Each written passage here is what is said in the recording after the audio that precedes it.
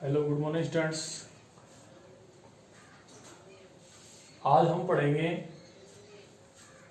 विद्युत द्विध्रुव के कारण उसकी निरक्ष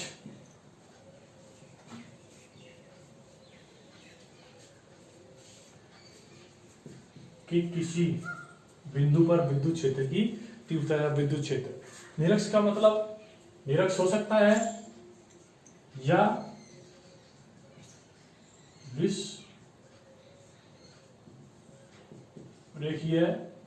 विषुत रेखीय तल के किसी बिंदु पर विद्युत क्षेत्र की तीव्रता।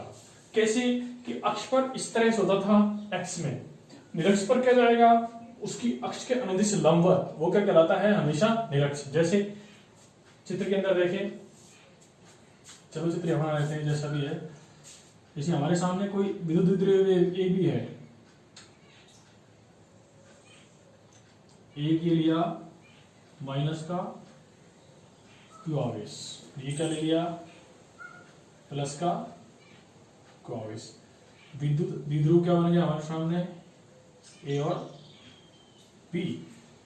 ओके, ये क्या बन गया, इसका मध्य बिंदु कितना है, ओ। ये डिस्टेंस कितनी हो गई, वही एल और एल। इसकी निरक्ष का मतलब कोई यहां पर कोई बिंदु P है जिसके सेंटर पॉइंट से कितनी दूरी पर है, r दूरी पर है। अब हमें पता होना चाहिए कि बिंदु प्लस क्यू आवेश किसी बिंदु आवेश Q के कारण r दूरी पर विद्युत क्षेत्र की इस तरह जाएगी। इसके कारण बिंदु P पर जो विद्युत क्षेत्र होगा वो कितना होगा, E1। कितना होगा, E1। और माइनस क्यू के कारण इस तरह आएगा,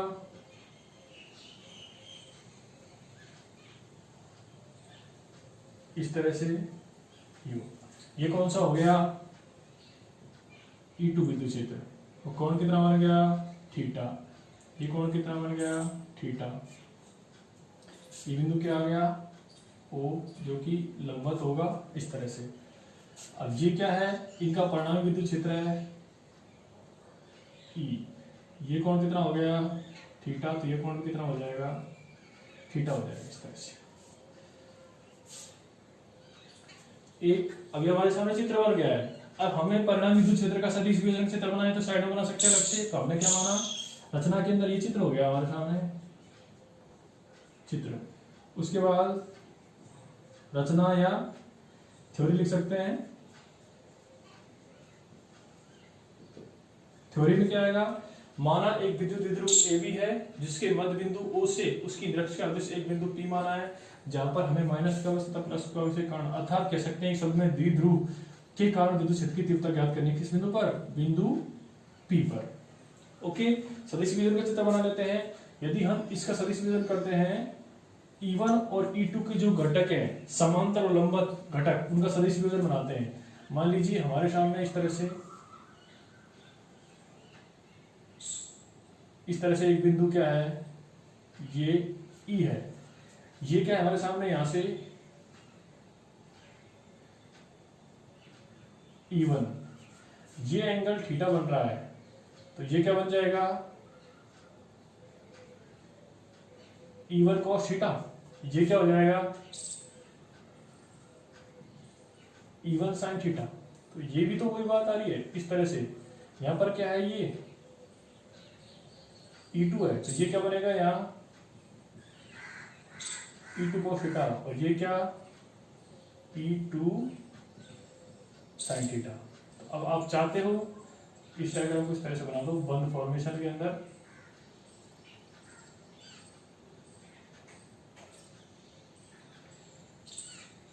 इस तरह से ये सदिश चित्र हो गया इसका।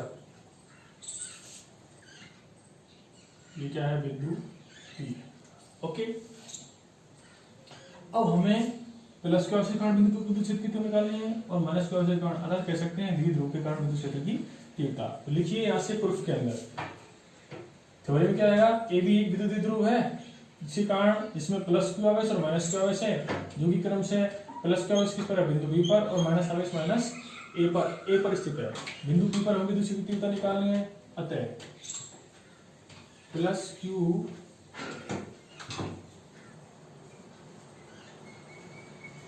आवेश के कारण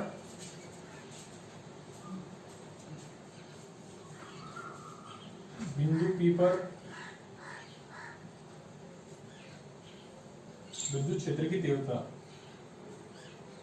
कितनी आ जाएगी? E1 KQ मतलब K और Q। R का मान कितना है यहाँ पर? As like distance between point B and P कितनी? BP square.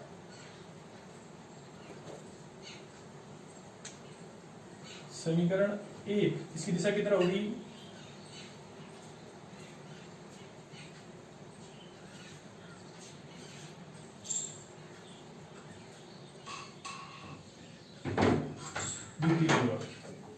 माइनस के उसी कारण अभी हमारे सामने बीपी का मान हम निकालेंगे क्योंकि हमारे पास डीपी का मान नहीं है। अभी थोड़ी देर छोड़ देते हैं इस तरह से यहाँ पर। अब देख लो, चलो बीपी का मान यहां से निकाल देते हैं कि ये चित्र हमारे सामने है, ये आर है, ये एल है, ये एंगल थीटा है। तो ये क्या बन गया? कर्ण, ये आधार और ये लंब। तो क्या लिख सकते हैं हम यहां ज्योमेट्रिक सेक्शन के अंदर? किसमें? चाहे लिख लो चाहे लिख लो, चलो लिख लेते हैं। त्रिभुज किसमें? पी बी ओ में। निकालिए, कर्ण का स्क्वायर बराबर आधार का स्क्वायर प्लस लंब का स्क्वायर। कर्ण का स्क्वायर मतलब बीपी का स्क्वायर और आधार कितना है? L square. कर्ण का स्क्वायर कितना आ रहा है? लंब का स्क्वायर आर स्क्वायर। ये कह सकते हैं इसे हम R square plus L square बराबर कितना? BP square. अब ये पता होना चाहिए बीपी बराबर कितना है? एपी। अतः चूंकि बीपी बराबर कितना है? एपी, तो स्क्वायर भी दोनों बराबर हो जाएगा, तो R square plus L square के बराबर आ जाएगा। ठीक है, तो इस मान को पुट करके कितना आ गया? R square plus L square, इसका मान बीपी स्क्वायर का। इसे समीकरण 1 पुट कर दीजिए। अब हमारे पास समीकरण नंबर 1 ये है। इसी तरह माइनस का उसी कारण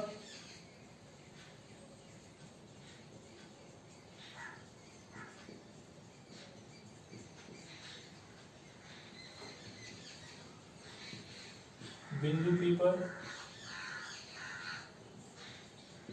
विद्युत क्षेत्र की तीव्रता कितनी है? E2 कितना? Q अपॉन कितना? R square plus L square newton पर कूलम। इसकी दिशा किधर की होगी? एपी की तरफ।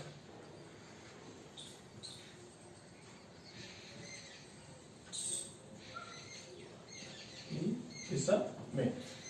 इसे समीकरण नंबर 2 दे दिया। ओके, अब क्या करेंगे हम? E1 व E2 के समांतर व लंबवत घटक वियोजन से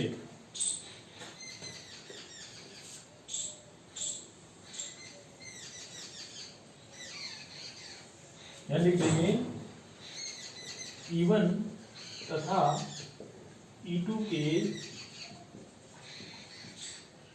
लंबवत व समांतर घटकों में वियोजन करने पर लंबवत घटक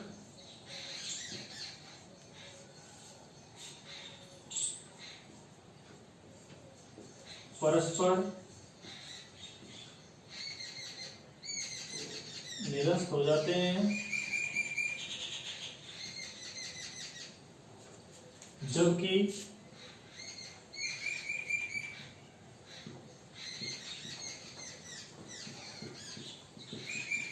समांतर घटक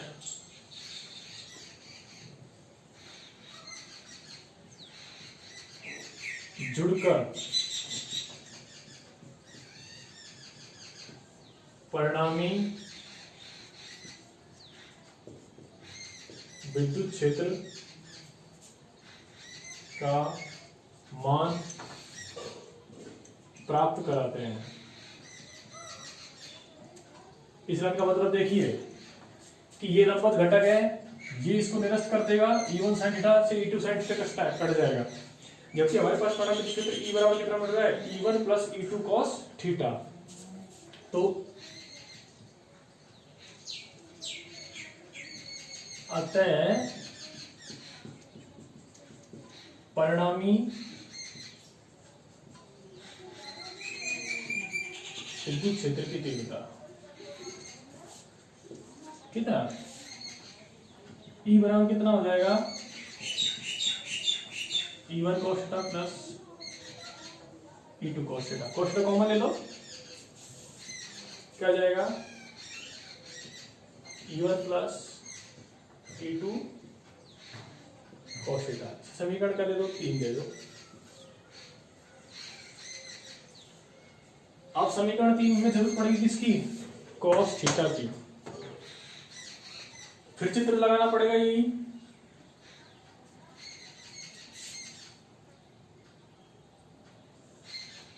लगाइए, क्या त्रिभुज कौन सा, PBO।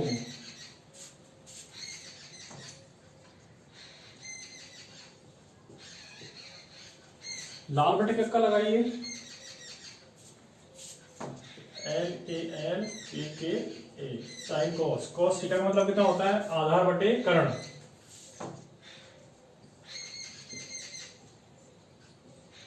आधार कितना है हमारे सामने, L,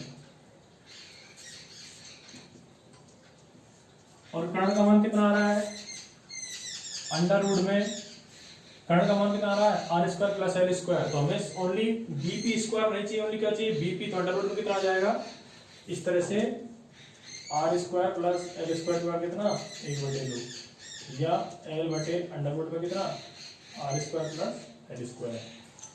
अब इस मान को पुट कर देंगे, अब क्या लिखेंगे, समीकरण 3 में E1 E2 व cos थीटा के मान रखने पर, क्लियर है, कर देते हैं लोग। कितना आ जाएगा, E बराबर, E1 का मान कितना है, KQ अपॉन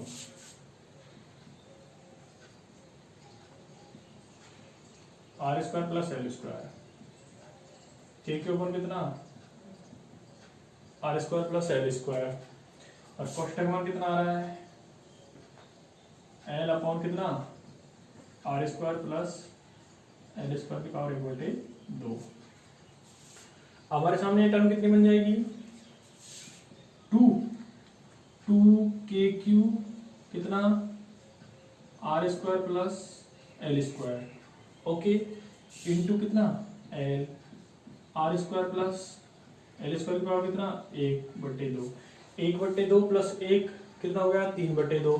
कितना हो जाएगा हमारे पास में, 2KQ into L, R square plus L square की पावर 3/2 न्यूटन बटे कूलम। क्लियर है। अब देखिए यहां से इस इक्वेशन, इसको, इस टर्म को Q इंटू 2L की फॉर्मेशन बदल लेते हैं हम। K लिख लिया, Q into 2L upon R square plus L square की पावर 3/2 E, ओके। अब ये क्या बन जाएगा, विद्युत द्विध्रुवावरण की परिभाषा से, चूंकि विद्युत द्विध्रुव आघूर्ण की परिभाषा से क्या बन जाएगा, P बराबर Q into 2L coulomb into metre. इसके लिए क्या रख देंगे, P। तो E बराबर कितना, K into P upon R square plus L square की पावर कितना, 3/2। अब यहां से क्या कॉमन ले लेंगे हम,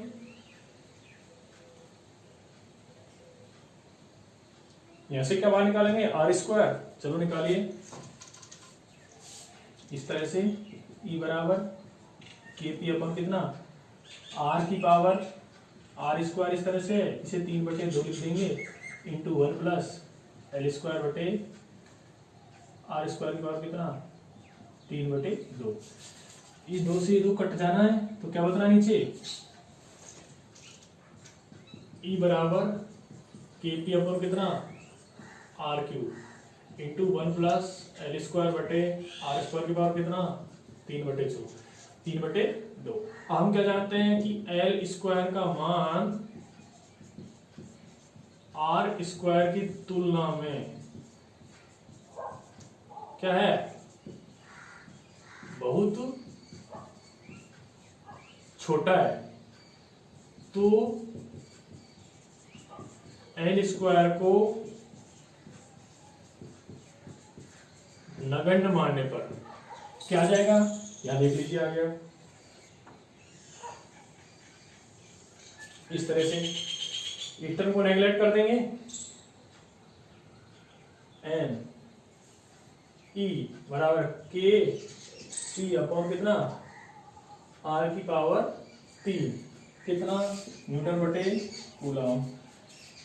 ई क्या आ जाएगा निरंश बराबर के पी अपॉन कितना आर क्यूब न्यूटन बटे कूलम। अतः द्विध्रुव की निरक्ष पर हमें इतनी विद्युत क्षेत्र की तीव्रता प्राप्त होती है। ये आंसर हुआ।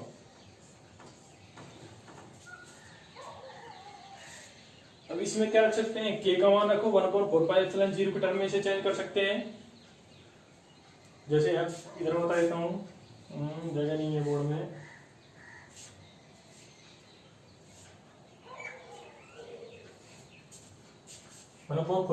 को चेंज करते हैं तो यहाँ पर भी क्या आ रहा है कि विद्युत क्षेत्र की तीव्रता का मान दूरी बढ़ने के साथ साथ क्या हो रहा है घटता सा जा रहा है, क्योंकि यहाँ पर भी क्या आ रही है ई निरक्ष पर हमारे सामने आर की पावर -3 क्या आ रहा है प्रोपोर्शनली आ रहा है। इसलिए कह सकते हैं कि विद्युत क्षेत्र की तीव्रता का मान दूरी बढ़ने के साथ साथ भी घट रहा है। इस प्रकार डेरिवेशन पूरा होता है किस पर, निरक्ष पर। हम देख सकते हैं कि अक्ष पर गुणा में 2 आ रहा था, निरक्ष पर गुणा में 2 नहीं आ रहा है। इस तरह आप उतार सकते हो, उतारिए आसानी से। बस यहाँ पर 2 ही चीज है, सदिश का घटक वियोजन करना पड़ेगा, E1 व E2 का सदिश वियोजन करना पड़ेगा बलों का। बलों की जगह हम कह सकते हैं विद्युत क्षेत्र का।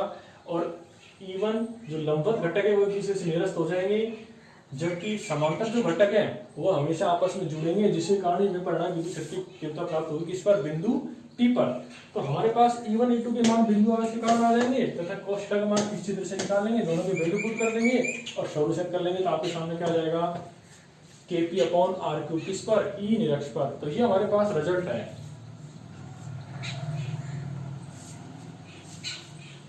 ओके, आप इसे उतारिए आसानी से। Thank you. फिर हम क्या करेंगे कि अक्ष और निरक्ष का संबंध भी देखते हैं, दोनों में क्या संबंध होता है। तो पहले आप इसे उतारिए, उसके बाद देखते हैं उस संबंध को भी।